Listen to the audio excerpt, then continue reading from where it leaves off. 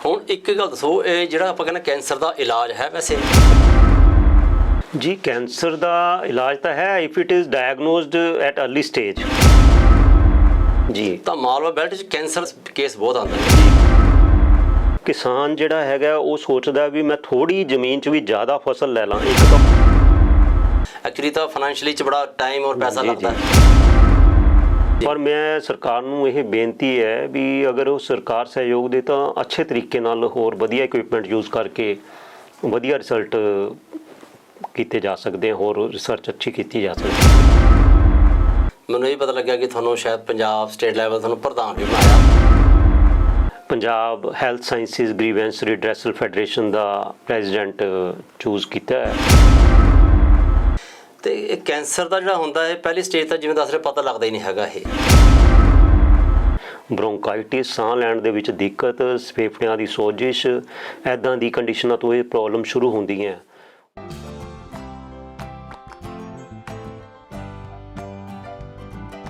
ਅਦਾਰਾ ਸੋਚ ਦੀ ਸ਼ਕਤੀ ਮੈਗਜ਼ੀਨ ਅਤੇ YouTube channel 'ਤੇ ਹਰ ਵਾਰ ਅਸੀਂ ਆਪ ਜੀ ਦੇ ਰੂਬਰੂ ਕੋਈ ਨਾ ਕੋਈ ਸ਼ਖਸੀਅਤ ਕਰਾਉਂਦੇ ਹਾਂ। ਉਹ ਚਾਹੇ ਕੋਈ ਵੀ ਖੇਤਰ ਹੋਵੇ, ਅਸੀਂ ਅਕਸਰ ਜੋ ਵੀ ਸਮਾਜ ਦੇ ਵਿੱਚ ਚੰਗਾ ਕੰਮ ਕਰ ਰਿਹਾ, ਅਸੀਂ ਉਹਨੂੰ ਇੱਕ ਰਿਕੁਐਸਟ ਕਰਦੇ ਹਾਂ ਕਿ ਵੀ ਉਹਨਾਂ ਨੂੰ ਸਟੂਡੀਓ ਬੁਲਾ ਕੇ ਉਹਨਾਂ ਦੇ ਵਿਚਾਰ ਸਾਂਝੇ ਕਰਨ ਦੀ ਕੋਸ਼ਿਸ਼ ਕਰਦੇ ਹਾਂ, ਉਹਨਾਂ ਦੀ ਖੁਸ਼ੀ ਲੈਣ ਦੀ ਕੋਸ਼ਿਸ਼ ਕਰਦੇ ਹਾਂ। ਸੋ ਅੱਜ ਸਾਡੇ ਨਾਲ ਨੇ ਡਾਕਟਰ ਇਕਬਾਲ ਸਿੰਘ ਜੀ। ਅੱਜ ਉਹਨਾਂ ਨਾਲ ਗੱਲਬਾਤ ਕਰਦੇ ਹਾਂ।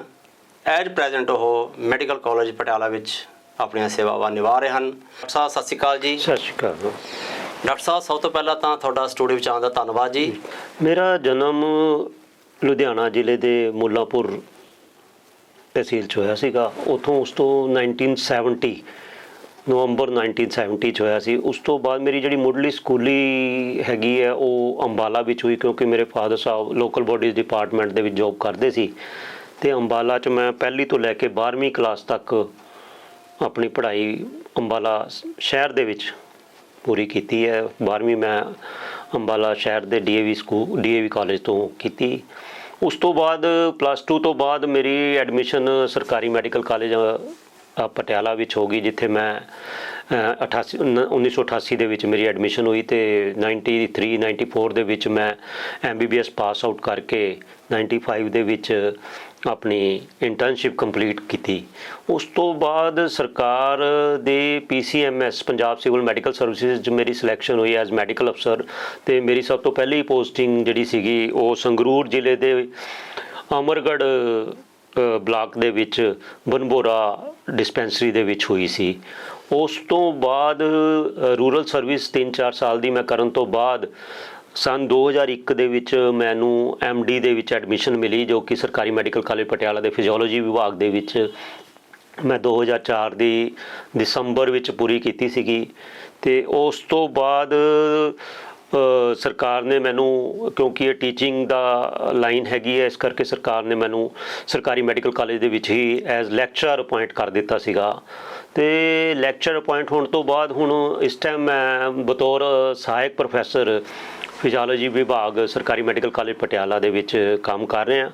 ਮੈਂ ਲਗਾਤਾਰ ਰਿਸਰਚ ਦੇ ਵਿੱਚ ਲੱਗਿਆ ਰਿਹਾ ਅਤੇ ਇਸ ਟਾਈਮ ਮੈਂ 4 ਰਿਸਰਚ ਕਰ ਚੁੱਕਿਆ। ਆਨਗੋਇੰਗ ਪ੍ਰੋਜੈਕਟ ਹਜੇ ਚੱਲ ਰਿਹਾ। ਉਹ 4 ਰਿਸਰਚ ਜਿਹੜੀ ਮੇਰੀ ਹੈਗੀਆਂ ਇੰਟਰਨੈਸ਼ਨਲ ਜਰਨਲ 'ਚ ਛਪ ਚੁੱਕੀਆਂ, ਔਰ ਉਹ ਜਿਹੜੀ ਹੈਗੀਆਂ ਉਹ ਗੂਗਲ 'ਤੇ ਅਵੇਲੇਬਲ ਹੈ, ਉਹਦੇ 'ਤੇ ਅਵੇਲੇਬਲ ਹੈ।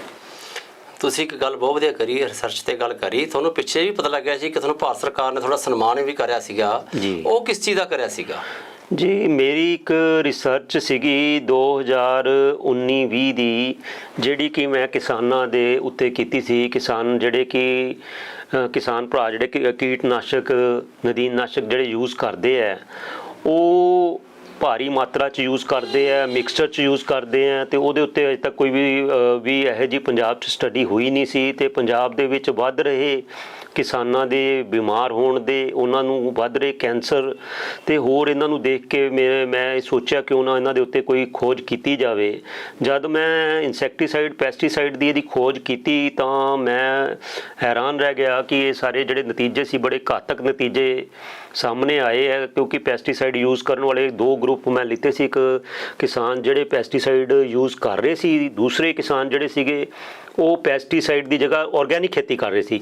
ਜਾਣੀ ਦੀ ਇੱਕ ਗਰੁੱਪ ਇਹੋ ਜਿਹਾ ਸੀ ਜਿਹੜਾ ਕਿ ਕੀਟਨਾਸ਼ਕ ਤੇ ਨਦੀਨਨਾਸ਼ਕ ਯੂਜ਼ ਕਰਦਾ ਸੀ, ਦੂਸਰਾ ਗਰੁੱਪ ਉਹ ਆਰਗੈਨਿਕ ਖੇਤੀ ਦੇ ਵਿੱਚ ਸੀਗਾ। ਤੇ ਮੈਂ ਇਹ ਦੇਖਿਆ ਵੀ ਜਿਹੜੇ ਕੀਟਨਾਸ਼ਕ ਤੇ ਨਦੀਨਨਾਸ਼ਕ ਯੂਜ਼ ਕਰਦੇ ਆ ਕਿਸਾਨ, ਉਹਨਾਂ ਦੇ ਫੇਫੜਿਆਂ ਦੇ ਵਿੱਚ ਬਿਮਾਰੀਆਂ ਹੋਣ ਦੀ ਸੰਭਾਵਨਾ ਜ਼ਿਆਦਾ ਹੁੰਦੀ ਹੈ, ਸਾਹ ਲੈਣ ਦੀ ਦਿੱਕਤ ਆਉਂਦੀ ਹੈ, ਔਰ ਮੈਂ ਸਮਝਦਾ ਕਿ ਅਲਟੀਮੇਟਲੀ ਇਹ ਕ੍ਰੋਨਿਕ ਇਰੀਟੇਸ਼ਨ ਹੋ ਕੇ ਉਹਨਾਂ ਨੂੰ ਪ੍ਰੋਬਲਮ ਜਿਹੜੀ ਲੰਬੀ ਟਾਈਮ ਚੱਲਦੀ ਰਹਿੰਦੀ ਹੈ। ਉਹ ਦਵਾਈ ਵੀ ਠੀਕ ਤਰ੍ਹਾਂ ਲੈਂਦੇ ਨਹੀਂ ਕਿਉਂਕਿ ਕਿਸਾਨ ਬਹੁਤ ਬਿਜ਼ੀ ਹੁੰਦੇ ਹੈ।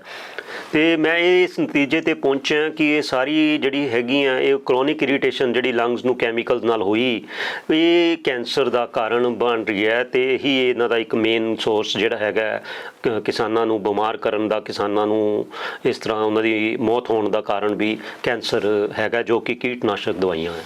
ਤੇ ਡਾਕਟਰ ਸਾਹਿਬ ਤੁਹਾਨੂੰ ਫਿਰ ਇਹ ਜਿਹੜਾ ਅਵਾਰਡ ਦਿੱਤਾ, ਜਿਹੜਾ ਤੁਸੀਂ ਇਹ ਕੰਮ ਕਰਿਆ ਸਾਰਾ, ਇਹ ਉਹਦੇ ਸੰਬੰਧ 'ਚ ਅਵਾਰਡ ਮਿਲਿਆ ਜਾਂ ਕੋਈ ਹੋਰ ਵੀ ਕਾਰਨ ਸੀ ਕੋਈ? ਇਹ ਜਿਹੜਾ ਹੁਣ ਮੈਨੂੰ ਅਵਾਰਡ ਮਿਲਿਆ ਇਹ ਭਾਰਤ ਸਰਕਾਰ ਦੀ ਸੰਸਥਾ ਹੈਗੀ ਹੈ, ਇੰਸਟੀਚਿਊਟ ਆਫ ਸਕਾਲਰਸ। ਉਹਨੇ ਮੈਨੂੰ ਮੇਰੇ ਕੰਮ ਨੂੰ ਦੇਖਦੇ ਹੋਏ, ਮੇਰੇ ਕੰਮ ਦੀ ਸ਼ਲਾਘਾ ਕਰਦੇ ਹੋਏ, ਉਹਨਾਂ ਨੇ ਦੇਖਿਆ ਵੀ ਇਹ ਫੈਕਟ ਫਾਈਂਡਿੰਗ ਸੀਗੀ ਮੇਰੀ ਰਿਪੋਰਟ ਜਿਹੜੀ ਸੀਗੀ, ਮੇਰੀ ਸਟੱਡੀ ਸੀਗੀ, ਤਾਂ ਉਹਨਾਂ ਨੇ ਮੈਨੂੰ reward of excellence, research excellence the award 2023 ਦਾ ਦਿੱਤਾ ਹੈਗਾ। ਓਕੇ। ਤੇ ਉਹ ਕਿਸਾਨਾਂ ਦੇ ਉੱਤੇ ਕੀਤੀ ਗਈ ਸ਼ੋਧ ਬਾਰੇ ਸੀਗਾ।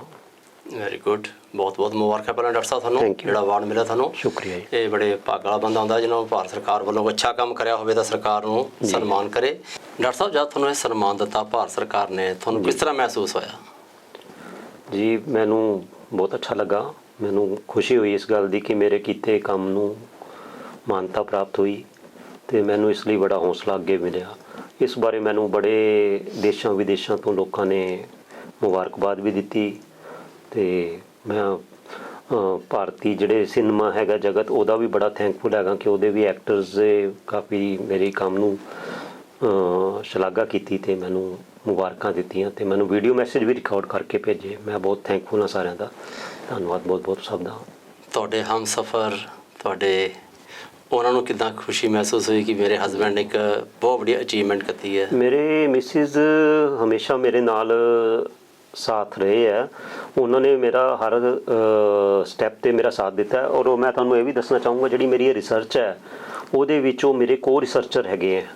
ਤੇ ਜਿੱਥੇ ਮੇਰੇ ਨਾਲ ਖੇਤਾਂ ਦੇ ਵਿੱਚ ਜਾਣ ਨੂੰ ਕੋਈ ਹੋਰ ਨਹੀਂ ਰਾਜੀ ਹੋਇਆ ਸੀ, she went along with me, ਉਹ ਮੇਰੇ ਨਾਲ ਗਏ ਤੇ ਉਹਨਾਂ ਨੇ ਮੇਰੇ ਨਾਲ ਰਿਸਰਚ ਦਾ ਹਿੱਸਾ ਬਣੇ। ਮੈਂ ਬੜਾ ਇਸ ਚੀਜ਼ ਨੂੰ ਫਖਰ ਮਹਿਸੂਸ ਕਰਦਾ ਕਿ ਮੈਨੂੰ ਉਹਨਾਂ ਵਰਗਾ ਜੀਵਨ ਸਾਥੀ ਮਿਲਿਆ। ਇੱਕ ਆਪਾਂ ਗੱਲ ਦੇਖਦੇ ਹਾਂ, ਤੁਸੀਂ ਕਿਸਾਨਾਂ ਦੀ ਗੱਲ ਕਰ ਰਹੇ ਹੋ, ਹੁਣ ਖੇਤਾਂ ਦੇ ਵਿੱਚ ਤਾਂ ਆਮ ਕਿਸਾਨ ਦਵਾਈ ਪਾਉਂਦੇ ਨੇ ਤੇ ਹੁਣ ਜਿਹੜੀ ਉਹ ਦਵਾਈ ਪਾਉਂਦੇ ਨੇ ਤੇ ਉਹ ਜਿਹੜੀ ਹਵਾ ਦੇ ਵਿੱਚ ਵੀ ਤਾਂ ਦਵਾਈ ਉੱਡਦੀ ਹੋਣੀ ਆ ਕਿਤੇ ਨਾ ਕਿਤੇ, ਹਵਾ ਚਾਹੁੰਦੀ ਹੋਣੀ ਆ, ਆਮ ਜਨਤਾ ਫਿਰਦੀ ਹੈ ਤੇ ਉਹਦੇ ਵੀ ਅਸਰ ਕਰਦੀ ਹੈ। ਜਿਹੜਾ ਤੁਸੀਂ ਕੈਂਸਰ ਦੀ ਗੱਲ ਕਰ ਰਹੇ ਹੋ ਬਾਰ-ਬਾਰ, ਉਹ ਹਵਾ 'ਚ ਤਾਂ ਫਿਰ ਕੰਨ ਹੁੰਦੇ ਨੇ ਉਹਦੇ 'ਚ। ਜੀ, ਇਹ ਜਿਹੜੀ ਦਵਾਈ ਕਿਸਾਨ ਸਪਰੇਅ ਕਰਦੇ ਆ ਨਾ, ਉਹਦੇ ਐਰੋਸੋਲਸ ਹੁੰਦੇ ਆ, ਛੋਟੇ ਪਾਰਟੀਕਲ ਹੁੰਦੇ ਆ, ਬਹੁਤ ਸਮਾਲ ਪਾਰਟੀਕਲਸ ਹੁੰਦੇ ਆ। ਉਹ ਜਦੋਂ ਸਪਰੇਅ ਕਰਦੇ ਆ ਨਾ, ਉਹ ਇੱਕ ਸਸਪੈਂਡਡ ਪਾਰਟੀਕਲ ਜਿਹੜੇ ਹੈਗੇ ਨਾ ਉਹ ਰਹਿ ਜਾਂਦੇ ਉੱਤੇ। ਔਰ ਜੇ ਅਗਰ ਸਪੋਜ਼ ਕਰੋ ਜਿਵੇਂ ਜੁਲਾਈ ਅਗਸਤ ਜਾਂ ਅਕਤੂਬਰ ਵਗੈਰਾ ਦਾ ਮਹੀਨਾ ਹੁੰਦਾ, ਡਸਟ ਤੇ ਉਹਦੇ ਜਿਹੜੇ ਹੈਗੇ ਆ ਮੋਇਸਚਰ, ਉਹਦੇ ਨਾਲ ਉਹ ਸਸਪੈਂਡਡ ਰਹਿੰਦੇ ਆ। ਤੇ ਜਦੋਂ ਹਵਾ ਚੱਲਦੀ ਹੈ ਤਾਂ ਨਾ ਕੇਵਲ ਕਿਸਾਨਾਂ ਨੂੰ ਤਾਂ ਕਿਉਂਕਿ ਉਹ ਸਪਰੇਅ ਕਰਦੇ ਹੁੰਦੇ ਤਾਂ ਸਾਹ 'ਚ ਜਾਂਦੇ ਉਹ ਆਸ-ਪਾਸ ਦੇ ਏਰੀਏ 'ਚ ਵੀ ਉਹ ਹਵਾ ਦੇ ਨਾਲ ਉਹ ਕਣ ਸਾਰੇ ਬਿਖਰ ਜਾਂਦੇ ਆ ਤੇ ਆਸ-ਪਾਸ ਜਿੰਨੀ ਵੀ ਪਾਪੂਲੇਸ਼ਨ ਹੈਗੀ ਹੈ, ਲੋਕ ਰਹਿੰਦੇ ਹੈ, ਉਹਨਾਂ ਦੇ ਵਿੱਚ ਵੀ ਸਾਹ ਦੇ ਨਾਲ ਜਾਂਦੇ ਆ। ਤਾਂ ਨਾ ਕੇਵਲ ਕਿਸਾਨਾਂ ਨੂੰ ਬਲਕਿ ਆਸ-ਪਾਸ ਦੇ ਰਹਿਣ ਵਾਲੇ ਲੋਕਾਂ ਨੂੰ ਵੀ ਅਫੈਕਟ ਕਰਦਾ ਹੈ। ਹੁਣ ਇੱਕ ਗੱਲ ਆਪਾਂ ਦੇਖ ਰਹੇ ਪਿੱਛੇ ਆਵਾਜ਼ ਵੀ ਉੱਠੀ ਸੀ, ਰੌਲਾ ਜਿਹਾ ਪਿਆ ਸੀ, ਸੱਚ ਹੈ ਝੂਠ ਸ਼ਾਇਦ ਤੁਸੀਂ ਦੱਸ ਸਕਦੇ ਹੋ, ਜਿਵੇਂ ਕਿਤੇ ਪਾਕਿਸਤਾਨ ਤੋਂ ਜਿਵੇਂ ਪਿੱਛੇ ਪਾਣੀ ਛੱਡਦੇ ਨੇ ਜਾਂ ਪਾਣੀ ਉੱਧਰੋਂ ਆਉਂਦਾ, ਸੁਣ 'ਚ ਆਇਆ ਸੀ ਵੀ ਸ਼ਾਇਦ ਉਹ ਕੋਈ ਵਿੱਚ ਇਹੋ ਜਿਹਾ ਕੋਈ ਦਵਾਈ ਜਾਂ ਕੈਮੀਕਲ ਕੋਈ ਹੈ ਚੀਜ਼ ਪਾਉਂਦੇ ਨੇ। ਕੀ ਉਹ ਗੱਲ ਸੱਚ ਹੈ ਜਾਂ ਝੂਠ ਹੈ, ਕਿ ਜਾਂ ਉਹਦਾ ਕੋਈ ਆਪਾਂ ਨੂੰ ਡਾਊਟ ਸੀ ਉਹਦਾ ਕੋਈ? ਜੀ ਇਹ ਤਾਂ ਦੇਖੋ ਮੈਂ ਵੀ ਮੀਡੀਆ 'ਚ ਹੀ ਸੁਣਿਆ, ਮੈਨੂੰ ਇਹਦੇ ਬਾਰੇ ਕੋਈ ਕਨਫਰਮੇਸ਼ਨ ਤਾਂ ਨਹੀਂ ਹੈਗੀ, ਪਰ ਇਹ ਸਟੱਡੀ ਦਾ ਵਿਸ਼ਾ ਹੈਗਾ ਕਿ ਉਹਨਾਂ ਨੂੰ ਚੈੱਕ ਕਰਿਆ ਜਾਵੇ ਪਾਣੀ ਨੂੰ। ਪਰ ਮੈਂ ਤਾਂ ਇਹ ਜਿਹੜਾ ਮੈਂ ਆਪਣੀ ਸਟੱਡੀ ਦੇ ਵਿੱਚ ਪਾਇਆ, ਮੈਂ ਇਹ ਪਾਇਆ ਕਿ ਜਿਹੜਾ ਮੋਸਟ ਪੋਸੀਬਲ ਤੇ ਜਿਹੜਾ ਅੱਜ ਕੱਲ੍ਹ ਦਾ ਜਿਹੜਾ ਕਾਰਨ ਹੈਗਾ ਕੈਂਸਰ ਹੋਣ ਦਾ ਕਿਸਾਨਾਂ ਦੇ ਵਿੱਚ, ਉਹ ਕੀਟਨਾਸ਼ਕ ਤੇ ਨਦੀਨਨਾਸ਼ਕ ਹੈ। ਕਿਉਂਕਿ ਉਹ ਕਿਸਾਨ ਜਿਹੜੇ ਹੈ ਉਹ ਜ਼ਿਆਦਾਤਰ ਉਹ ਕੀਟਨਾਸ਼ਕ ਤੇ ਨਦੀਨਨਾਸ਼ਕਾਂ ਨੂੰ ਹਾਇਰ ਕੰਸਨਟ੍ਰੇਸ਼ਨ ਦੇ ਵਿੱਚ ਤੇ ਮਿਕਸਚਰ ਦੇ ਵਿੱਚ ਯੂਜ਼ ਕਰ ਰਹੇ ਆ। ਦੇ ਆਰ ਨੋਟ ਅਵੇਅਰ ਕਿ ਉਹਨਾਂ ਨੂੰ ਕਿਸ ਤਰ੍ਹਾਂ ਦੀ ਕਿੰਨੀ ਕੰਸਨਟ੍ਰੇਸ਼ਨ 'ਚ ਯੂਜ਼ ਕਰਨੀ ਚਾਹੀਦੀ ਹੈ। ਸਪੋਜ਼ ਕਰੋ ਇੱਕ ਦਵਾਈ ਹੈਗੀ ਹੈ, ਉਹਨੂੰ ਜੇ ਆਪਾਂ 10 ml ਨੂੰ 1 ਲੀਟਰ ਦੇ ਵਿੱਚ ਘੋਲਣਾ ਹੈ, ਕਿਸਾਨ ਉਹ ਸੋਚਦੇ ਆ ਵੀ 10 ml ਨਾਲ ਇਹਦਾ ਕੀ ਬਣੂਗਾ। ਉਹ ਕਹਿੰਦੇ ਵੀ ਅਸੀਂ ਦਵਾਈ ਜ਼ਿਆਦਾ ਕੰਸਨਟ੍ਰੇਸ਼ਨ ਯੂਜ਼ ਕਰਦੇ ਹਾਂ, ਜਿਵੇਂ 10 ml ਨੂੰ 1 ਲੀਟਰ ਦੇ ਘੋਲਣ ਦੀ ਬਜਾਏ ਉਹ 50 ml ਨੂੰ ਘੋਲ ਲੈਂਦੇ ਆ, ਤਾਂ ਉਹ ਹਾਈ ਕੰਸਨਟ੍ਰੇਸ਼ਨ ਦੀ ਇੱਦਾਂ ਬਣ ਜਾਂਦੀ ਹੈ। ਅਤੇ ਉਹ ਰਿਪੀਟਿਡ ਸਪਰੇਅ ਕਰਦੇ ਆ, 2-3 ਦਵਾਈਆਂ ਮਿਕਸ ਕਰਕੇ ਰਿਪੀਟਿਡਲੀ ਸਪਰੇਅ ਕਰਦੇ ਆ। ਉਹ ਸਪਰੇਅ ਹੋਣ ਕਰਕੇ ਉਹ ਸਾਰੀ ਸਪਰੇਅ ਜਿਹੜੀ ਹੈਗੀ ਆ ਉਹ ਫਰੂਟਸ, ਵੈਜੀਟੇਬਲਸ ਅਤੇ ਫਸਲਾਂ 'ਤੇ ਜੰਮਦੀ ਚੱਲ ਜਾਂਦੀ ਹੈ, ਅਤੇ ਉਹ ਡੀਪ ਪੈਨੀਟਰੇਟ ਵੀ ਕਰ ਜਾਂਦੀ ਹੈ ਤੁਹਾਨੂੰ।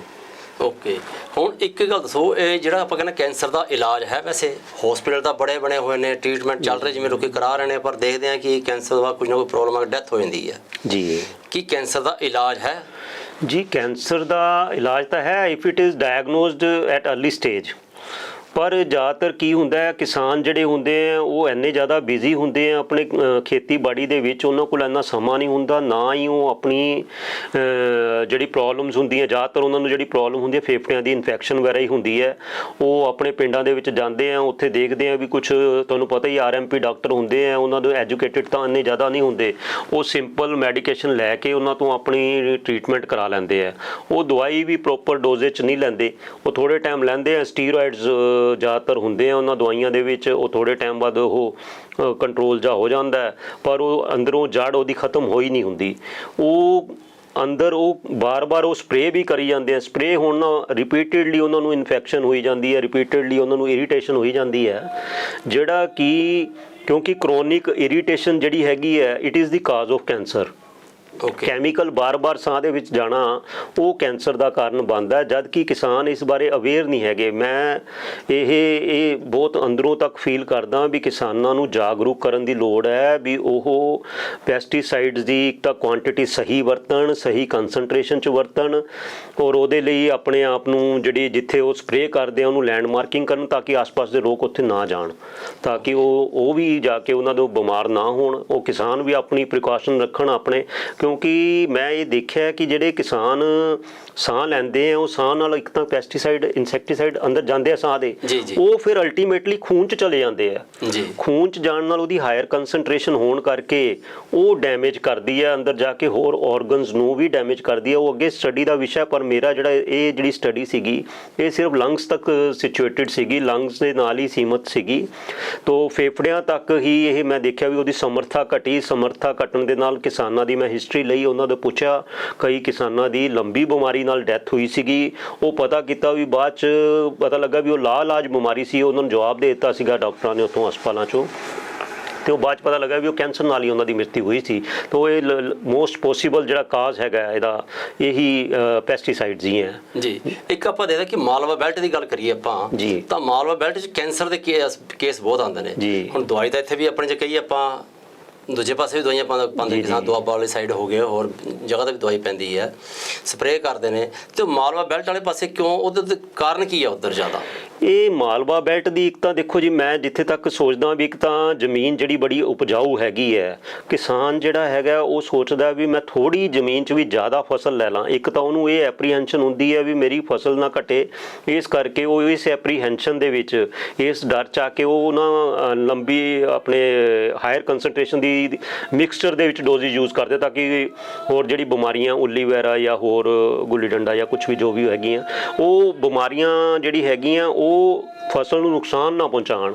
ਇਸ ਐਪਰੀਹੈਂਸ਼ਨ ਜਿਹੜੀ ਦਵਾਈ ਇੱਕ ਵਾਰੀ ਛਿੜਕਣੀ ਆ, ਉਹ ਕਈ ਵਾਰੀ ਰਿਪੀਟਿਡਲੀ ਛਿੜਕ ਲੈਂਦੇ ਵੀ ਤਾਂ ਕਿ ਉਹ ਬਚਾ ਰਹੇ। ਔਰ ਉਹਨਾਂ ਦੀ ਜੇ ਸਪੋਜ਼ ਕਰੋ ਝੋਨਾ ਹੈਗਾ, ਝੋਨਾ ਦੀ ਜ਼ਿਆਦਾ ਝਾੜ ਲੈਣ ਵਾਸਤੇ ਉਹ ਕਹਿੰਦੇ ਆ ਵੀ ਚੱਲ ਹੋਰ ਦਵਾਈ ਛਿੜਕ ਦਿਓ ਤਾਂ ਕਿ ਉਹ ਖਰਾਬ ਨਾ ਹੋਵੇ। ਪਰ ਉਹ ਇਹ ਗੱਲ ਭੁੱਲ ਜਾਂਦੇ ਆ ਵੀ ਜਿਹੜੀ ਆਪਾਂ ਫਰੂਟ ਵੈਜੀਟੇਬਲ 'ਤੇ ਕਰ ਰਹੇ ਹਾਂ ਉਹ ਡਿਪੋਜ਼ਿਟ ਹੋ ਕੇ ਉਹਨਾਂ ਦੇ ਵਿੱਚ ਪੈਨੀਟਰੇਟ ਕਰ ਜਾਂਦੀ ਹੈ।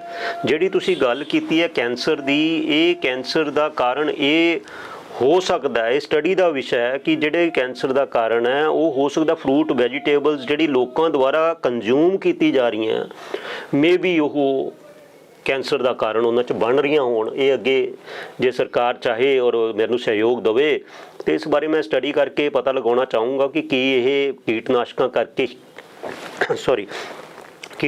ਕਰਕੇ ਹੀ ਇਹ ਜਿਹੜੀ ਹੈਗੀ ਹੈ ਕੈਂਸਰ ਦੀ ਬਿਮਾਰੀ ਆਮ ਲੋਕਾਂ ਦੇ ਵਿੱਚ ਵੀ ਫੈਲ ਰਹੀ ਹੈ। ਕੀ ਸਰਕਾਰ ਤੁਹਾਨੂੰ ਕੁਛ ਇਹਦਾ, ਜਿਵੇਂ ਆਪਾਂ ਕਹਿੰਦੇ ਹਾਂ, ਕੋਈ ਫਾਈਨੈਂਸ਼ੀਅਲੀ ਜਾਂ ਕੋਈ ਅਲੱਗ ਟਾਈਮ ਜਾਂ ਕੋਈ ਤੁਹਾਨੂੰ ਕੋਈ ਪ੍ਰੋਵਾਈਡ ਕਰ ਰਹੀ ਹੈ ਇਸ ਟਾਈਮ 'ਚ ਕਿ ਹਾਂ ਵੀ ਤੁਸੀਂ ਵੀ ਮਿਹਨਤ ਕਰ ਰਹੇ ਹੋ, ਰਿਸਰਚ ਕਰ ਰਹੇ ਹੋ ਇਸ ਚੀਜ਼ ਤੇ? ਜੀ ਹਜੇ ਤੱਕ ਤਾਂ ਕੋਈ ਇਹੋ ਜਿਹਾ ਮੈਨੂੰ ਕੋਈ ਸਰਕਾਰ ਵੱਲੋਂ ਕੋਈ ਇਹੋ ਜਿਹਾ ਕੋਈ ਉਪਰਾਲਾ ਜਾਂ ਕੋਈ ਇਹੋ ਜਿਹਾ ਤਾਂ ਮੈਨੂੰ ਮੈਸੇਜ ਨਹੀਂ ਆਇਆ, ਇੰਡੀਕੇਸ਼ਨ ਨਹੀਂ ਆਈ। ਮੈਂ ਜਿਹੜੀ ਪਹਿਲਾਂ ਵੀ ਆਪ ਹੀ ਆਪਣੇ ਲੈਵਲ ਤੇ ਹੀ ਸਾਰੀਆਂ ਖੋਜਾਂ ਕੀਤੀਆਂ, ਜਿਹੜੀ ਵੀ ਕੀਤੀਆਂ ਹੈਗੀਆਂ ਇੰਟਰਨੈਸ਼ਨਲ ਫਿਰ ਜਰਨਲ 'ਚ ਮੇਰੀ ਜਿਹੜੀ ਪਬਲਿਸ਼ ਹੋਈਆਂ, ਤੇ ਮੈਂ ਸਰਕਾਰ ਨੂੰ ਬੇਨਤੀ ਕਰਾਂਗਾ ਜੇ ਸਰਕਾਰ ਮੈਨੂੰ ਇਸ ਕੰਮ ਦੇ ਵਿੱਚ ਸਹਿਯੋਗ ਦੇਵੇ, ਕਿਉਂਕਿ ਇਹਦੇ ਵਿੱਚ ਫਾਈਨੈਂਸ਼ੀਅਲ ਇਕਵਿਪਮੈਂਟ, ਮਸ਼ੀਨਰੀ ਤੇ ਤੁਹਾਨੂੰ ਮੈਨ ਪਾਵਰ ਦੀ ਵੀ ਲੋੜ ਹੁੰਦੀ ਹੈ, ਤੇ ਇਹਦੇ ਲਈ ਜੇ ਸਰਕਾਰ ਮੈਨੂੰ ਇਹ ਸਹਿਯੋਗ ਕਰੇ ਤੇ ਮੈਂ ਇਹਦੇ ਵਿੱਚ ਅੱਗੇ ਤਹਿ ਤੱਕ ਜਾ ਕੇ ਇਹਦੀ ਰਿਸਰਚ ਕਰਨਾ ਚਾਹੂੰਗਾ, ਤਾਂ ਕਿ ਇਹਦੇ ਹੋਰ ਕੀ ਪਰਿਣਾਮ ਹੋ ਸਕਦੇ ਆ, ਹੋਰ ਲੋਕਾਂ ਨੂੰ ਕਿੰਨਾ ਘਾਤਕ ਹੋ ਸਕਦਾ, ਕਿਹੜੇ ਕਿਹੜੇ ਔਰਗਨ ਹੋਰ ਡੈਮੇਜ ਹੋ ਸਕਦੇ ਆ, ਇਹਦੇ ਵਿੱਚ ਹੋਰ ਅੱਗੇ ਸਟੱਡੀ ਕਰਕੇ ਇਹਦੀ ਤਹਿ ਤੱਕ ਜਾਣ ਦੀ ਲੋੜ ਹੈਗੀ ਹੈ। ਡਾਕਟਰ ਸਾਹਿਬ ਹੁਣ ਜਿਵੇਂ ਤੁਸੀਂ ਸਰਕਾਰ ਦੀ ਗਲਤੀ ਹੈ, ਚਲੋ ਸਰਕਾਰ ਕੋਈ ਉਪਰਾਲਾ ਨਹੀਂ ਕਰਦੀ, ਕੋਈ ਪ੍ਰਾਈਵੇਟ ਸੰਸਥਾ ਜਾਂ ਕੋਈ ਹੋਰ ਕਿਸੇ ਨੇ ਤੁਹਾਨੂੰ ਜਿਵੇਂ ਸਨਮਾਨ ਮਿਲਿਆ, ਸਾਨੂੰ ਵੀ ਖੁਸ਼ੀ ਹੋਈ ਕਿ ਸਾਡੇ ਚਲੋ ਡਾਕਟਰ ਸਾਹਿਬ ਨੂੰ ਇੱਕ ਸਨਮਾਨ ਮਿਲਿਆ, ਹੋਰ ਕੋਈ ਐਸੀਆਂ ਕੋਈ ਪ੍ਰਾਈਵੇਟ ਸੈਕਟਰ 'ਚ ਕਿਸੇ ਨੇ ਆ ਕੇ ਕੋਈ ਤੁਹਾਡੇ ਨਾਲ ਗੱਲ ਸਾਂਝੀ ਕਰੀ ਹੋਵੇ ਕਿ ਡਾਕਟਰ ਸਾਹਿਬ ਤੁਸੀਂ ਇੱਕ ਵਧੀਆ ਕੰਮ ਕਰ ਰਹੇ ਹੋ, ਚਲੋ ਜੋ ਹੋ ਸਕਦਾ ਅਸੀਂ ਵੀ ਤੁਹਾਡੀ ਕੁਝ ਸਪੋਰਟ ਕਰ ਸਕੀਏ? ਐਕਚੁਅਲੀ ਤਾਂ ਫਾਈਨੈਂਸ਼ੀਅਲੀ 'ਚ ਬੜਾ ਟਾਈਮ ਔਰ ਪੈਸਾ ਲੱਗਦਾ। ਨਹੀਂ ਹਜੇ ਤੱਕ ਤਾਂ ਐਸਾ ਕੁਝ ਨਹੀਂ ਹੈਗਾ, ਕੋਈ ਕਿਸੇ ਇੰਸਟੀਚਿਊਟ ਨੇ ਜਾਂ ਕਿਸੇ ਨੇ ਨਹੀਂ ਕਿਹਾ। ਮੈਨੂੰ ਇਹ ਅਵਾਰਡ ਮਿਲਿਆ, ਨਾਲੇ ਉਹਨਾਂ ਨੇ ਮੈਨੂੰ ਇਸ ਜ਼ੋਨ ਦਾ ਸਾਇੰਟਿਸਟ ਸਕਾਲਰ ਵੀ ਨਿਯੁਕਤ ਕੀਤਾ ਤਾਂ ਕਿ ਮੈਂ ਅੱਗੇ ਰਿਸਰਚ ਕਰ ਸਕਾਂ, ਤੇ ਇਹ ਹੁਣ ਲਾਈਫ ਲੌਂਗ ਮੈਂਬਰ ਬਣਾ ਕੇ ਮੈਨੂੰ ਇਹਨਾਂ ਨੇ ਅੱਗੇ ਕਰਨ ਦਾ ਇਹ ਉਤਸ਼ਾਹਿਤ ਕੀਤਾ ਹੈ। ਤਾਂ ਮੈਂ ਸੋਚਦਾ ਵੀ ਚਲੋ ਹੁਣ ਜਿੰਨੀ ਮੈਂ ਉਹ ਪਹਿਲਾਂ ਰਿਸਰਚ ਕੀਤੀ ਸੀ ਮੈਂ ਤਾਂ ਕਰਦਾ ਰਹੂੰਗਾ, ਪਰ ਮੈਂ ਸਰਕਾਰ ਨੂੰ ਇਹ ਬੇਨਤੀ ਹੈ ਵੀ ਅਗਰ ਉਹ ਸਰਕਾਰ ਸਹਿਯੋਗ ਦੇ ਤਾਂ ਅੱਛੇ ਤਰੀਕੇ ਨਾਲ ਹੋਰ ਵਧੀਆ ਇਕਵਿਪਮੈਂਟ ਯੂਜ਼ ਕਰਕੇ ਵਧੀਆ ਰਿਜ਼ਲਟ ਕੀਤੇ ਜਾ ਸਕਦੇ ਆ, ਹੋਰ ਰਿਸਰਚ ਅੱਛੀ ਕੀਤੀ ਜਾ ਸਕਦੀ। ਦੇਖੋ ਡਾਕਟਰ ਸਾਹਿਬ ਹੁਣ ਤੁਸੀਂ ਗੱਲ ਕਰ ਰਹੇ ਹੋ ਕਿ ਵੀ ਆਪਣੇ ਲੈਵਲ ਤੋਂ ਸਾਰਾ ਕੁਝ ਕਰਿਆ, ਮੈਨੂੰ ਇਹ ਪਤਾ ਲੱਗਿਆ ਕਿ ਤੁਹਾਨੂੰ ਸ਼ਾਇਦ ਪੰਜਾਬ ਸਟੇਟ ਲੈਵਲ ਤੁਹਾਨੂੰ ਪ੍ਰਧਾਨ ਵੀ ਬਣਾਇਆ, ਉਹ ਜਿਹੜਾ ਦਰਸ਼ਕਾਂ ਦੱਸੋ ਪ੍ਰਧਾਨ ਤੁਸੀਂ ਬਣੇ ਹੋ ਕਿਹੜੀ ਸੰਸਥਾ ਦੇ, ਤੁਸੀਂ ਕਿਸ ਤਰ੍ਹਾਂ? ਜੀ ਮੈਂ ਸਾਲ 2021 ਦੇ ਵਿੱਚ 22 ਦੇ ਵਿੱਚ ਮੈਨੂੰ ਜਿਹੜੇ ਮੁਲਾਜ਼ਮ ਹੈ ਉਹਨਾਂ ਨੇ Punjab health sciences grievance redressal federation ਦਾ ਪ੍ਰੈਜ਼ੀਡੈਂਟ ਚੂਜ਼ ਕੀਤਾ ਹੈ, ਤੇ ਉਹਨਾਂ ਨੇ ਮੈਨੂੰ ਸਾਰੇ ਉਹ ਹੱਕ ਦਿੱਤੇ ਹੈ ਕਿ ਉਹਨਾਂ ਦੇ ਜਿਹੜੇ ਗ੍ਰੀਵੈਂਸਿਸ ਹੈ ਉਹਨੂੰ ਮੈਂ ਕਿਸੇ ਵੀ ਲੈਵਲ ਤੇ ਜਾ ਕੇ ਸੋਲਵ ਕਰਾਂ ਤੇ ਉਹਨਾਂ ਨੂੰ ਉਹ ਕਰਾਂ। ਉਹਨਾਂ ਨੇ ਮੇਰੇ ਤੇ ਵਿਸ਼ਵਾਸ ਜਤਾਇਆ, ਮੈਂ ਉਹਨਾਂ ਦਾ ਬਹੁਤ ਧੰਨਵਾਦੀ ਹੈਗਾ ਤੇ ਕੋਸ਼ਿਸ਼ ਕਰਾਂਗਾ ਕਿ ਉਹਨਾਂ ਦੇ ਵਿਸ਼ਵਾਸ ਤੇ ਮੈਂ ਖਰਾ ਉਤਰ ਸਕਾਂ। ਤੇ ਡਾਕਟਰ ਸਾਹਿਬ ਹੁਣ ਜਿਵੇਂ ਆਪਾਂ ਅਕਸਰ ਦੇਖਦੇ ਹਾਂ ਵੀ ਕੈਂਸਰ ਦਾ, ਸਾਡੇ ਕੱਲ੍ਹ ਵੀ ਸ਼ਾਇਦ ਇੱਕ ਡੈਥ ਹੋਈ ਹੈ, ਸਾਡੇ ਨੌਨ ਸੀਗੇ ਉਹ, ਤੇ ਮੇਰਾ ਫਰੈਂਡ ਸਰਕਲ ਸੀ, ਉਹਨਾਂ ਦੀ ਵੀ 2 ਸਾਲ ਪਹਿਲਾਂ ਡੈਥ ਹੋਈ ਸੀ ਉਹਨਾਂ ਦੀ। ਤੇ ਇਹ ਕੈਂਸਰ ਦਾ ਜਿਹੜਾ ਹੁੰਦਾ ਹੈ ਪਹਿਲੀ ਸਟੇਜ ਤਾਂ ਜਿਵੇਂ ਦੱਸ ਰਹੇ ਪਤਾ ਲੱਗਦਾ ਹੀ ਨਹੀਂ ਹੈਗਾ। ਇਹ ਅਕਸਰ ਜਿਹਦੀਆਂ ਜਿਵੇਂ ਕੈਂਸਰ ਦੀਆਂ ਵੀ ਕੁਝ ਉਹ ਹੈਗੀਆਂ ਅਲੱਗ-ਅਲੱਗ ਤਰ੍ਹਾਂ ਦੀ, ਆਪਾਂ ਕਹਿ ਸਕਦੇ ਹਾਂ ਜਿਵੇਂ ਉਹ ਕਹਿੰਦੇ first stage, second stage, third stage ਤਾਂ ਆ ਗਏ ਤਾਂ ਸਿਸਟਮ ਖਰਾਬ ਹੋ ਜਾਂਦਾ। ਤੇ ਕੈਂਸਰ ਦਾ ਪਤਾ ਕਿੱਦਾਂ ਲੱਗਦਾ ਹੁਣ ਕਿ ਵੀ ਆ ਵੀ ਇਸ ਟਾਈਮ ਇਹਨੂੰ, ਜਿਵੇਂ ਕਿਸਾਨਾਂ ਦੀ ਜਿਵੇਂ ਗੱਲ ਕਰੀ, ਇੱਕ ਆਮ ਦੇਖਦੇ ਆ ਵੀ ਕਿਸੇ ਨੂੰ ਅੰਦਰ ਕੈਂਸਰ ਕਿਸ ਤਰ੍ਹਾਂ ਪ੍ਰੋਬਲਮ ਆ ਰਹੀ ਹੈ, ਇਹਦੇ ਬਾਰੇ ਥੋੜ੍ਹਾ ਜਿਹਾ ਦਰਸ਼ਕਾਂ ਦੱਸੋ। ਇਹ ਕੈਂਸਰ ਜਿਹੜਾ ਹੈਗਾ ਹੈ, ਵੈਸੇ ਤੁਹਾਡੀ ਬਿਲਕੁਲ ਗੱਲ ਸਹੀ ਹੈ ਕਿ ਇਹਦਾ ਪਤਾ ਹੀ ਨਹੀਂ ਲੱਗਦਾ। ਜ਼ਿਆਦਾਤਰ ਜਿਹੜੇ ਕਿਸਾਨ ਹੈ ਉਹਨਾਂ ਨੂੰ ਅਲਰਜਿਕ ਰਾਈਨਾਈਟਿਸ, ਬ੍ਰੋਂਕਾਈਟਿਸ, ਸਾਹ ਲੈਣ ਦੇ ਵਿੱਚ ਦਿੱਕਤ, ਫੇਫੜਿਆਂ ਦੀ ਸੋਜਿਸ਼, ਐਦਾਂ ਦੀ ਕੰਡੀਸ਼ਨਾਂ ਤੋਂ ਇਹ ਪ੍ਰੋਬਲਮ ਸ਼ੁਰੂ ਹੁੰਦੀਆਂ। ਉਹ ਫਿਰ ਅੱਗੇ ਜਾ ਕੇ ਫੇਫੜਿਆਂ ਦੇ ਵਿੱਚ ਸੋਜਿਸ਼ ਹੋ ਕੇ ਉਹ ਜਦੋਂ ਉਹ ਪ੍ਰੋਪਰਲੀ ਟ੍ਰੀਟਮੈਂਟ ਨਹੀਂ ਲੈਂਦੇ ਉਹਦੀ, ਤਾਂ ਉਹ ਕਰੋਨਿਕ ਇਰੀਟੇਸ਼ਨ 'ਚ ਬਦਲ ਜਾਂਦੀਆਂ, ਕਿਉਂਕਿ ਹੁਣ ਹਰ ਸੀਜ਼ਨ 'ਚ ਜਾ ਕੇ ਰਿਪੀਟਡਲੀ ਉਹ ਸਪਰੇਅ ਕਰੀ ਜਾਂਦੇ ਆ, ਉਹ ਫਿਰ ਅੰਦਰ ਕੈਂਸਰ ਦਾ ਕਾਰਨ ਬਣਦੀ ਹੈ। ਇਹਦਾ ਸਭ ਤੋਂ ਪਹਿਲਾਂ ਇਹੀ ਹੁੰਦਾ ਵੀ ਉਹ ਜਿਹੜੀ ਛੋਟੀ ਮੋਟੀ ਦਵਾਈਆਂ ਲੈਣ ਨਾਲ ਉਹ ਠੀਕ ਨਹੀਂ ਹੁੰਦਾ, ਫਿਰ ਉਹਨੂੰ ਇਸ ਤਰ੍ਹਾਂ ਹੁੰਦਾ ਜਾਂ ਤਾਂ ਬਲਗਮ 'ਚ ਖੂਨ ਆਉਣ ਲੱਗ ਜਾਂਦਾ ਹੈ, ਜੇ ਉਹ ਉਦੋਂ ਵੀ ਟ੍ਰੀਟਮੈਂਟ ਨਹੀਂ ਲੈਂਦਾ ਫਿਰ ਉਹ ਸਟੇਜ ਅੱਗੇ ਵੱਧ ਜਾਂਦੀ ਹੈ, ਫਿਰ ਉਹ ਇਸ ਤਰ੍ਹਾਂ ਹੁੰਦਾ ਕਿ ਉਹ ਫੈਲ ਜਾਂਦਾ। ਜਦੋਂ ਇੱਕ ਵਾਰੀ ਫੈਲ ਜਾਂਦਾ ਫਿਰ ਉਹਨੂੰ ਕੰਟਰੋਲ ਕਰਨਾ ਬੜਾ ਔਖਾ ਹੋ ਜਾਂਦਾ। ਇਹ ਤਾਂ ਹੁੰਦਾ ਕਿਉਂਕਿ ਕਿਸਾਨ ਹੁੰਦੇ ਆ ਬਹੁਤ ਜ਼ਿਆਦਾ ਬਿਜ਼ੀ, ਉਹ ਇੰਨੀ ਆਪਣੀ ਸਿਹਤ ਦੇ ਵੱਲ ਖਿਆਲ ਨਹੀਂ ਕਰਦੇ, ਸਿਰਫ ਆਪਣੀ ਫਸਲ ਨੂੰ ਸੰਭਾਲਣ ਵੱਲ ਜ਼ਿਆਦਾ ਕੌਨਸ਼ੀਅਸ ਰਹਿੰਦੇ ਆ। ਇਸ ਕਰਕੇ ਉਹ ਬਿਮਾਰੀ ਨੂੰ ਲੇਟ ਹੋ ਜਾਂਦੇ ਆ ਟ੍ਰੀਟਮੈਂਟ ਕਰਾਉਣ ਨੂੰ, ਅਤੇ ਉਹ ਕੈਂਸਰ ਫਿਰ ਤੀਜੀ ਚੌਥੀ ਸਟੇਜ 'ਤੇ ਪਹੁੰਚ ਜਾਂਦਾ, ਤਾਂ ਜਾ ਕੇ ਉਹ ਕਿਤੇ ਹਸਪੀਟਲ ਜਾਂਦੇ ਆ। ਜਿਹੜੇ ਕਿਸਾਨ ਹੈ ਉਹਨਾਂ ਦਾ ਰੈਗੂਲਰ ਇੱਕ ਤਾਂ ਚੈੱਕਅਪ ਹੋਣਾ ਚਾਹੀਦਾ ਖੂਨ ਦਾ, ਤਾਂ ਕਿ ਉਹਨਾਂ ਦਾ ਪਤਾ ਲੱਗੇ ਵੀ ਖੂਨ ਦੇ ਵਿੱਚ ਪੈਸਟੀਸਾਈਡ ਦੀ ਮਾਤਰਾ ਕਿੰਨੀ ਹੈ, ਤੇ ਇਹ ਬੇਸਿਕ ਚੀਜ਼ਾਂ ਤਾਂ ਇਹੀ। ਤੇ ਹੁਣ ਡਾਕਟਰ ਸਾਹਿਬ ਜਿਵੇਂ ਅੰਨਦਾਤਾ ਦੀ ਗੱਲ ਕਰੀਏ, ਇਸ ਟਾਈਮ ਦੇਖੋ ਹੜ੍ਹ ਆਏ ਜੀ, ਕਿੰਨੀਆਂ ਜ਼ਮੀਨਾਂ ਮੈਨੂੰ ਲੱਗਦਾ ਖਰਾਬ ਕਾਫੀ ਹੋਈਆਂ, ਜੀਰੀਆਂ ਚੱਲ ਰਹੀਆਂ ਨਾ, ਜੀਰੀਆਂ ਵੀ ਲੱਗਦਾ ਕਾਫੀ ਖਰਾਬ ਹੋ ਗਈਆਂ। ਚਲੋ ਸਰਕਾਰ ਦੇਖੇਗੀ ਉਹਦੇ ਬਾਰੇ, ਲੇਕਿਨ ਇਹ ਗੱਲ ਮੈਂ ਸੋਚ ਰਿਹਾ ਸੀਗਾ ਕਿ ਹੁਣ ਜਿਹੜੀਆਂ ਆਪਣੀਆਂ ਜੀਰੀਆਂ ਖਰਾਬ ਹੋਈਆਂ, ਪਾਣੀ ਚਲੋ ਨਿਕਲ ਗਿਆ, ਕੀ ਹੁਣ ਕਿਸਾਨ ਉੱਪਰ ਦਵਾਈ ਪਾ ਕੇ ਉਹਨੂੰ ਤਿਆਰ ਕਰਨ ਦੀ ਕੋਸ਼ਿਸ਼ ਕਰਨਗੇ। ਲੱਗਦਾ ਹੁਣ ਫਿਰ ਕਿ ਜੇ ਅਸੀਂ ਜਿਹੜੀਆਂ ਬਚ ਸਕਦੀਆਂ ਪਾਈਏ ਉਹ ਜ਼ਿਆਦਾ, ਫਿਰ ਜਿਵੇਂ ਤੁਸੀਂ ਪਹਿਲਾਂ ਦੱਸ ਕੇ ਹਟੇ ਹੋ ਕਿ ਜੇ ਦਵਾਈ ਸਪਰੇਅ ਜ਼ਿਆਦਾ ਕੀਤੀ ਫਿਰ ਨੁਕਸਾਨ, ਕੀ ਉਹ ਉਹਨਾਂ ਨੂੰ ਦਵਾਈ ਦਾ ਜਿਹੜਾ ਪਾਉਣਗੇ ਉਹਦਾ ਫਾਇਦਾ ਹੈ ਜਾਂ ਨਹੀਂ ਫਾਇਦਾ? ਜੀ ਮੈਂ ਇੱਥੇ ਦੱਸਣਾ ਚਾਹੂੰਗਾ, ਕਿਸਾਨ ਜਿਹੜੇ ਇਹ ਉਰਵਰਕ ਯੂਜ਼ ਕਰਦੇ ਆ ਨਾ, ਫਰਟੀਲਾਈਜ਼ਰਸ, ਇਹ ਪਹਿਲਾਂ ਹੀ ਦਵਾਈਆਂ ਇਹਦੇ 'ਚ ਪਾਈਆਂ ਹੁੰਦੀਆਂ, ਹੈਵੀ ਮੈਟਲਸ ਹੁੰਦੇ ਆ ਇਹਨਾਂ ਦੇ ਵਿੱਚ ਜੀ। ਜਦੋਂ ਇਹ ਪਹਿਲਾਂ ਹੀ ਪਾ ਦਿੰਦੇ ਆ ਤਾਂ ਇਹ ਪਹਿਲਾਂ ਹੀ ਉਹਦੀ ਉਹ ਜਿਹੜੀ ਉਪਜਾਊ ਸਮਰੱਥਾ ਹੈ ਨਾ ਉਹਨੂੰ ਘਟਾਉਂਦੇ ਆ। ਨਾਲੇ ਜਦੋਂ ਇਹ ਆਪਣੀ ਸਪਰੇਅ ਕਰ ਦਿੰਦੇ ਆ, ਸਪਰੇਅ ਜਿਹੜੀ ਹੈਗੀ ਹੈ ਓਵਰ ਸਪਰੇਅ ਕਰਨ ਕਰਕੇ ਉਹ ਸਪਰੇਅ ਜਿਹੜੀ ਹੈਗੀ ਉਹ ਧਰਤੀ ਦੇ ਵਿੱਚ ਚਲੀ ਜਾਂਦੀ ਹੈ। ਜੀ ਜੀ। ਉਹ ਧਰਤੀ ਦੇ ਵਿੱਚ ਜਾਣ ਕਰਕੇ ਉਰਵਰਕਾਂ ਦੇ ਨਾਲ ਮਿਲ ਕੇ ਇਹਦੇ ਨਾਲ ਉਹ ਰਿਐਕਸ਼ਨ ਕਰਦੀ ਹੈ, ਰਿਐਕਸ਼ਨ ਕਰਕੇ ਉਹ ਇਸ ਤਰ੍ਹਾਂ ਕਰਦੀ ਹੈ ਦੀ ਜਿਹੜੀ ਉਪਜਾਊ ਸਮਰੱਥਾ ਹੈ ਧਰਤੀ ਦੀ ਉਹਨੂੰ ਘਟਾਉਂਦੀ ਹੈ। ਸੋ ਦਰਸ਼ਕੋ ਦੇਖੋ, ਡਾਕਟਰ ਸਾਹਿਬ ਨੇ ਕਿਸਾਨਾਂ ਨੂੰ ਜਿਹੜੀ ਦਵਾਈ ਪਾਉਂਦੇ ਸਪਰੇਅ ਕਰਦੇ ਨੇ ਉਹਦਾ ਕੈਂਸਰ ਦਾ ਉਹਦੇ ਬਾਰੇ ਦੱਸਿਆ, ਜਾਣਕਾਰੀ ਦਿੱਤੀ। ਹੁਣ ਹੜ੍ਹ ਆਏ ਨੇ, ਹੁਣ ਕਈ ਮੈਂ ਪਹਿਲਾਂ ਵੀ ਕਹਿ ਕੇ ਹਟਿਆ ਕਿ ਹੁਣ ਫਿਰ ਉਹ ਜਿਹੜੀ ਜੀਰੀਆਂ ਨੂੰ ਉਠਾਉਣ ਦੀ ਕੋਸ਼ਿਸ਼ ਕਰਨਗੇ, ਦਵਾਈ ਪਾਉਣਗੇ, ਸਪਰੇਅ ਕਰਨਗੇ। ਸੋ ਸਾਡਾ ਉਪਰਾਲਾ ਹੁੰਦਾ ਹੈ ਕਿ ਅਸੀਂ ਕੋਈ ਪਰਸਨੈਲਿਟੀ ਲਿਆਈਏ, ਬੁਲਾਈਏ, ਉਹਦੀ ਰਿਕੁਐਸਟ ਕਰਕੇ ਉਹਨਾਂ ਨੂੰ ਇੱਥੇ ਦੱਸੀਏ ਕਿ ਲੋਕਾਂ 'ਚ ਇਸ ਟਾਈਮ ਜੋ ਹਾਲਾਤ ਚੱਲ ਰਹੇ ਨੇ ਉਹਦੇ ਬਾਰੇ ਜਾਣਕਾਰੀ ਦੇਣ ਦੀ ਕੋਸ਼ਿਸ਼ ਕਰੀਏ। ਸੋ ਦਰਸ਼ਕੋ, ਮੈਨੂੰ ਆਸ ਹੈ ਤੁਹਾਨੂੰ ਇਹ ਪ੍ਰੋਗਰਾਮ ਅੱਛਾ ਲੱਗਿਆ ਹੋਊਗਾ। ਸੋ ਡਾਕਟਰ ਸਾਹਿਬ ਤੁਹਾਡਾ ਧੰਨਵਾਦ, ਸਤਿ ਸ਼੍ਰੀ ਅਕਾਲ। ਆਏ, ਤੁਹਾਡਾ ਬਹੁਤ ਬਹੁਤ ਧੰਨਵਾਦ। Thank you.